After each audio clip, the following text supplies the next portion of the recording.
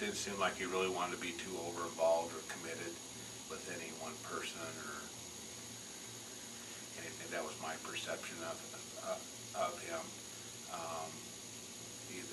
either friendship-wise or romantically or anything like that. You know, it just didn't seem like he wanted to get that close to anybody. So that was my perception of him. And very protective. I gotta tell you, we've had a lot of like indirects that are kind of from the different side of the business that we're in, and he was so protective of our The evil retail family. stepbrothers. Yeah, I mean, he would, if we did not like someone or were kind of, he totally would snub them. And Steve could be very cold and mean to somebody, but if it was somebody we liked, he was cordial to them. But if we didn't like him, he totally was. He was very protective of us. That we of he him. was. Yeah, I like to think we looked out for him too, as far as we loved him just for exactly Yeah. who he was.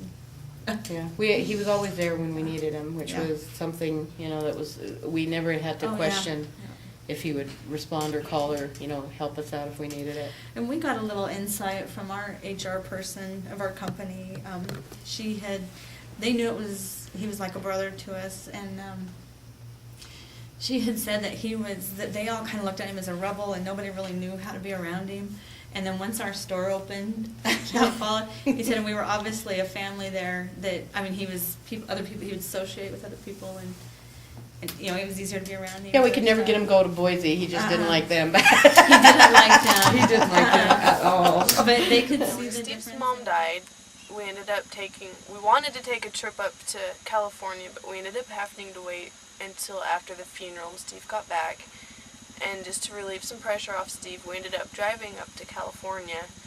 It was like a 14 or 15 hour drive. We just drove straight through.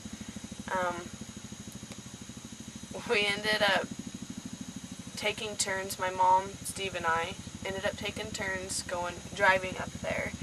And when we finally got up there, Steve made me drive through the Vegas border into California because he thought that I needed the experience in high traffic because I'm just this little town girl that's never done that before. And when we got up into California, we ended up just hanging out. We went to the boardwalk and we ended up just chilling up there, and we went and had some clam chowder on the beach, and they had these bread bowls, and the guy that owned the place was so nice that he gave me the tops because I had asked for them, and I'd snuck them in my pocket of my sweatshirt. And I was sitting there as we were walking, and I was crumpling them up in my pocket, making a big mess in my pocket. And once we got out by the water and there's like seagulls and birds everywhere, I just decided to just throw the breadcrumbs in the air. And it landed all over Steve and Mom, and here comes thousands of birds that just swamped them. And it freaked my mom out because she doesn't like birds all that well. And that was one of the great experiences from California. And on the way back, we ended up going and staying a night in Vegas because another place I've never been. And we were just walking down the strip. We went to the M&M factory. We sat in the middle of the strip where there was a road on each side of us. And Steve smoked his big old turd, as we'd call it, cigars. And we were just sitting there and watching the cars and all the high life and stuff. And Steve and I ended up going on the New York roller coaster ride, which another thing I have never done. And it just scared the crap out of me.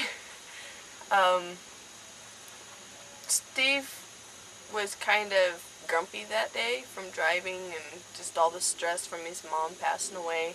So he went back to the hotel room while Mom and I decided to go down and gamble a little bit. Meanwhile, there was the rodeo going on, the national rodeos going on in Vegas. And we ended up watching the rodeo and gambling and drinking until 4 in the morning. Well, Steve was very persistent on making us drive back to Twin at 6. But there's hard times and there's good times, and I'm really glad Steve took us there because I'm glad I could share my first time with Steve that was something that I'll never forget.